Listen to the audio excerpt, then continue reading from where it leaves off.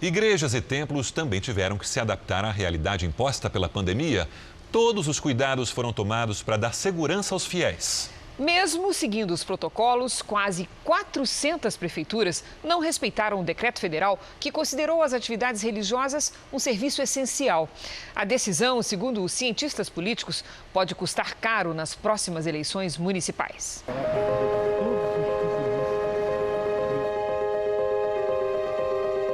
Medidas de segurança não impedem que a fé se manifeste.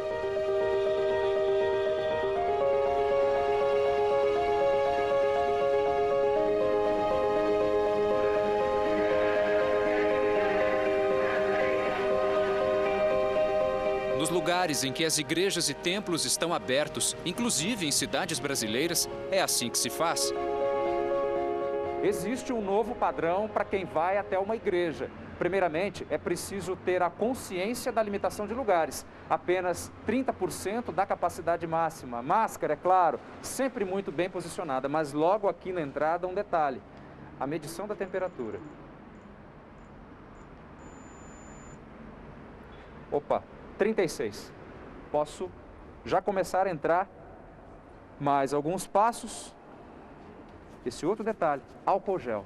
Agora sim, eu estou liberado. Em São Paulo, a Igreja Ortodoxa marcou os assentos, só uma pessoa por banco. Eu exatamente fiz uso da palavra e expliquei, não é? Todas as medidas, explicando que não são medidas adotadas pela igreja por ela mesma, mas são medidas das autoridades de saúde para garantirem a preservação da saúde e da vida de todos. E explicamos, né, a medição da temperatura, só uma porta aberta para haver um maior controle, o totem com álcool gel, né, os lugares marcados. Então, tudo foi explicado e a gente procura conscientizar as pessoas da importância, da necessidade dessas medidas. Tem sido assim nos espaços religiosos. Normas de higiene e segurança como prioridade.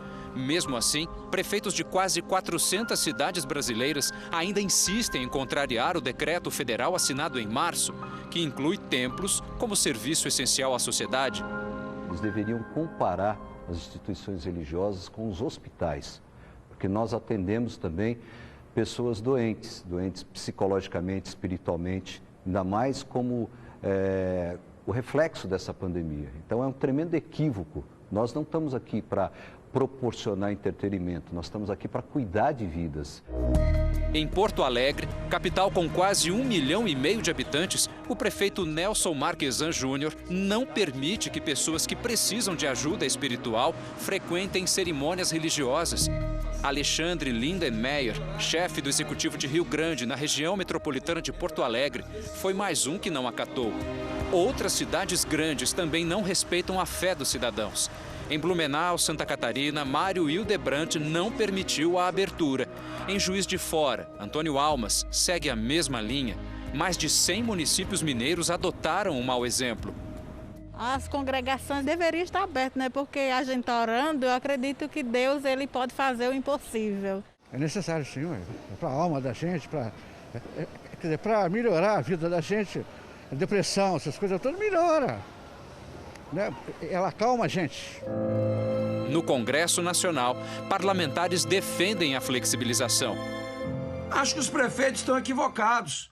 Devem autorizar a abertura, isso é bom. As igrejas podem contribuir muito com a população neste momento. Basta ter os cuidados.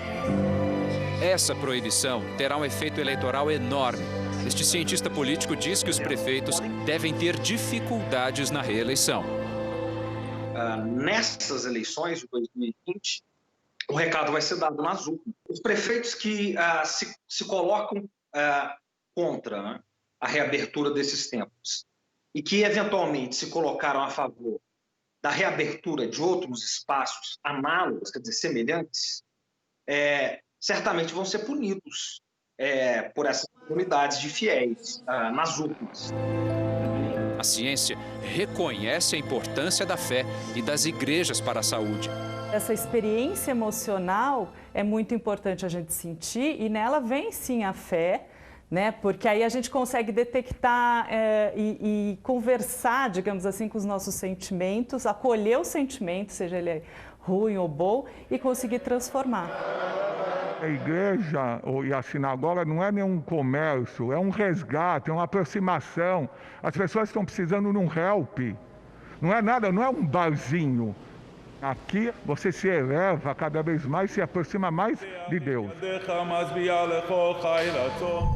Templos e igrejas também são lugares onde a mulher busca socorro em caso de violência doméstica. E as estatísticas mostram que durante a pandemia houve um aumento nos casos. Isolada dentro de casa, a mulher tem de conviver com o agressor. Essa pessoa não tem para onde ir, né? E aí ela vai para a igreja. É o único lugar que ainda está aberto para as missas, para os cultos. E nesse contexto de violência doméstica, eu vejo que ela ainda é o único lugar que ela ainda pode chegar, se abrir e ter socorro. Hoje, a igreja, nesse período de pandemia, ela está fazendo o quê? Colaboração de interesse público. Nos Estados Unidos, o diretor do Centro de Controle de Doenças afirmou que os casos de suicídio e overdose ultrapassaram a taxa de mortalidade do coronavírus em estudantes do ensino médio durante a pandemia. De acordo com a Associação Médica Americana, 35 estados registraram aumento em mortes relacionadas à overdose e a doenças e transtornos mentais.